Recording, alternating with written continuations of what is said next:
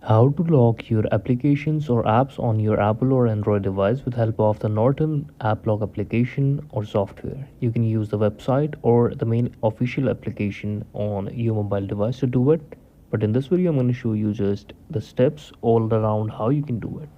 As you can see, this is the official website. There are currently over 4 million apps available across various mobile platforms. It's virtually impossible to keep track of each and every app on all your device, whether it is shared.